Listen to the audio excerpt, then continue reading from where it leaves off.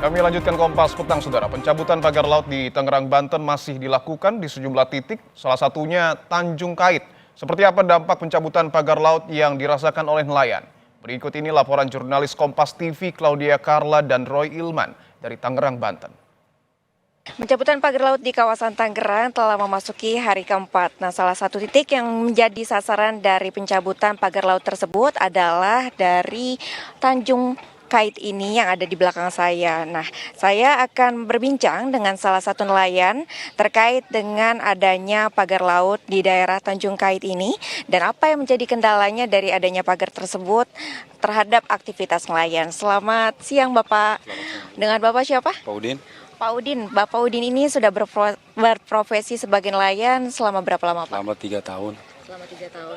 Ini tentang pencabutan dari pagar laut ini yang ada di Tanjung Kait. Bapak kemarin sempat juga ikut mencabut juga pagar laut ini atau gimana? Ya sempat ngikut juga sih pagar laut.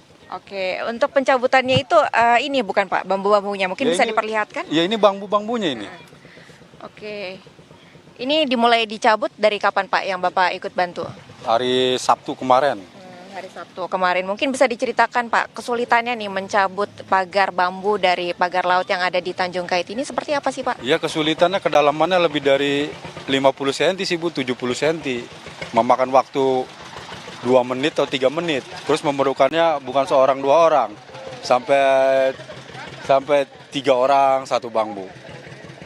2 menit sampai 3 menit untuk satu bambu ya. Iya. Dan kemarin yang berhasil dicabut kira-kira jaraknya berapa meter mungkin Pak? Dari sisi pantai sampai tengah gitu. Ya 1 kilo Bu. Pasca udah dicabutnya nih Pak pagar laut di daerah Tanjung Kait yang mungkin masih sebagian ya, masih nanti akan dilanjutkan kembali. Apa sih kemudian dampaknya nih bagi aktivitas Bapak dalam melaut? Ya dampaknya jadi udah nggak ada gangguan tentang pagar laut. Jadi udah langsung aja mau jalan kemana kayak enak aja, nggak seperti kayak dulu luas. Begitu setelah di pagar ya terasa sempit lah nelayan jalannya. Terus apa sih Pak harapannya kemudian untuk pagar laut ini? Apakah diharapkan untuk pencabutannya dapat selesai segera atau kemudian untuk kedepannya seperti apa? Ya kedepannya seperti kayak semula, jangan ada pagar laut. Iya yang kabel kayak begini merusak kapal Bu. Bapak tunduk Bapak. Iya merusak kapal kayak begini kan kalau ini seperti kena perahu itu jebol papan. Jadi biaya lagi nelayan. Ya banyaklah perahu-perahu yang hancur tuh begitu akibat kena bambu. Tuh, makanya kalau tancepan ini dia sampai nggak habis lebih ngeri lagi Bu. Jadi takut kena perahu. Contoh lah perahu itu tuh perahu ini. Akibatnya kan karena bambu tenggelam.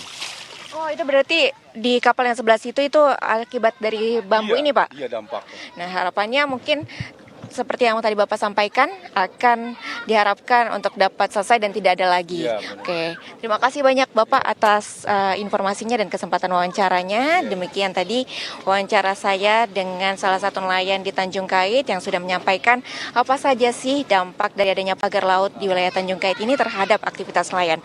Claudia Carla, Roy Ilman, Kompas TV Banten.